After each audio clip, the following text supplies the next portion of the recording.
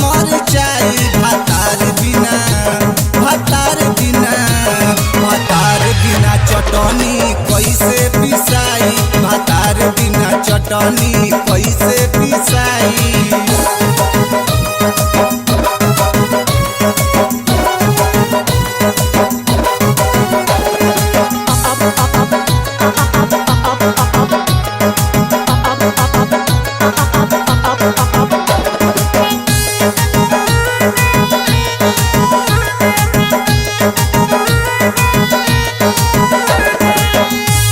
बलम के बुझाला ना थोड़ा हो रोवत सिलवटे बाहर बाटे लोरा हो।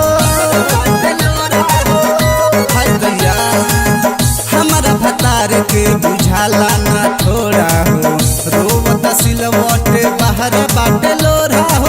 मन भइल फीका मुँह जाता पनियाई मुँह भइल फीका मन जाता पनियाई मुँह भइल फीका मन जाता पनियाई। भातार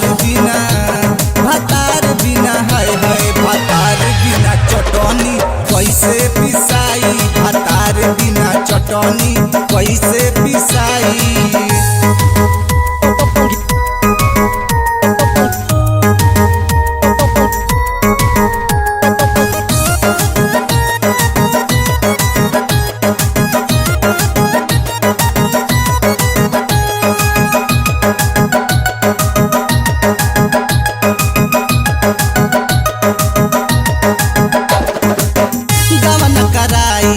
चल गईले दिली हो तनी ना बुझाला उनका मजा कैसे मिली हो।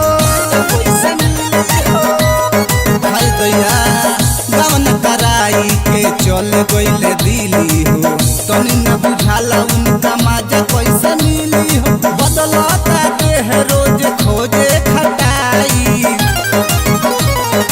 बदलता देह रोज खोजे खटाई बदलता देह रोज खोजे खटाई। भातार बिना सामान बिना हाय हाय भातार बिना चटनी कैसे पिसाई भातार बिना चटनी कैसे पिसाई।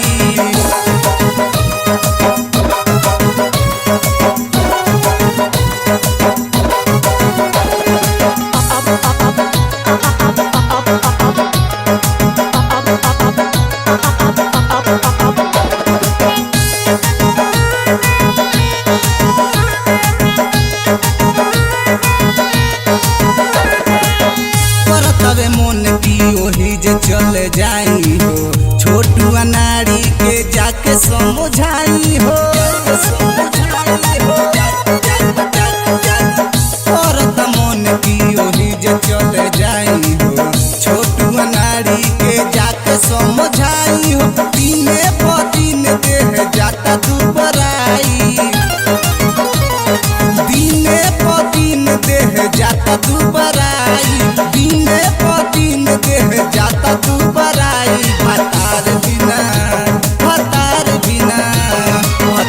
बिना चटनी कैसे पिसाई भातार बिना चटनी